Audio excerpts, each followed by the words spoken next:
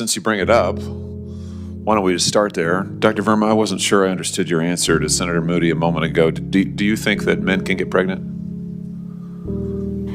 I hesitated there because I wasn't sure where the conversation was going or what the goal was. I mean, I do take care of patients with different identities. I take care of many women. I take care of people with different identities. And so that's where I paused. I think, I wasn't sure where you were going with that. Well, the goal is just the truth. So can men get pregnant?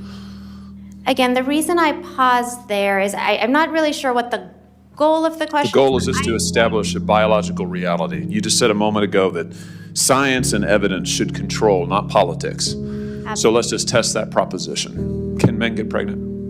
I take care of people with many identities, but can men get pregnant? I take care of many women that can get pregnant. I do take care of people that don't identify as women. That Can men get pregnant? Again, as I'm saying, Let me just remind you what you testified to a moment ago. Science and evidence should control, not politics. So can men get pregnant? You're a doctor, agree. I think. Science and evidence should guide medicine. Do science and evidence tell us that men can get pregnant? Biological men, can they get pregnant? I also think yes/no questions like this are a political tool. And No, yes/no questions are about the truth, doctor. Let's not make a mockery of this proceeding. This is about science and evidence, and I'm asking you. You know, the United States Supreme Court just heard arguments yesterday at great length on this question. This is not a hypothetical question. This is not theoretical. It affects real people in their real lives. And you're here as an expert, called by the other side as an expert, and you've been telling us that you follow, right, you're a doctor, and you follow the science and the evidence. So I just want to know, based on the science, can men get pregnant? That's a yes or no question. It really is, I think. I think you're trying to reduce the complexity of a lot. I'm not. I'm trying to get, it's not complex. I'm trying to get to an answer, and I'm trying to test, frankly, your veracity as a medical professional and as a scientist. Can men get pregnant? I think you're also conflating male with... No, I'm not conflating male and female. They're two different things. There's biological men and there's biological women. And I want to know, can men get pregnant? What you were talking about is biological... You're not going to answer my question. Biological males. This isn't hard, doctor. Can men get pregnant? Yes or no?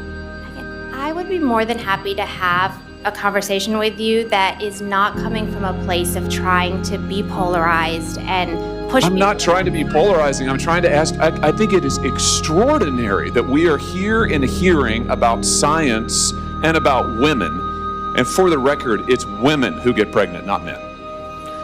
We are here about the safety of women and science that shows that this abortion drug causes adverse health events in 11% of cases. That's 22 times greater than the FDA label, another fact you haven't acknowledged, and yet you won't even acknowledge the basic reality that biological men don't get pregnant. There's a difference between biological men and biological women. I don't know how we can take you seriously and your claims to be a person of science if you won't level with this on this basic issue. I thought we were past all of this, frankly. I can't believe we're still here talking about this. I am a person of science, and I'm also someone here who's here to represent the complex experiences of my patients, and I don't think polarized language or questions serve that goal. I don't think they serve the American people. It is not polarizing to say that there is a scientific difference between men and women, and I want this to be clear and for the record. It is not polarizing to say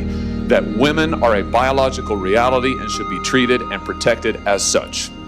That is not polarizing, that is truth. It is also, by the way, the United States Constitution, which offers unique protections to women in a variety of circumstances as women. And your refusal to recognize women as women and men as men is deeply corrosive to science, to public trust, and yes, to constitutional protections for women as women. And I think it's extraordinary that you would sit here and advance a political agenda that has been thoroughly discredited and rejected by the American people in this forum.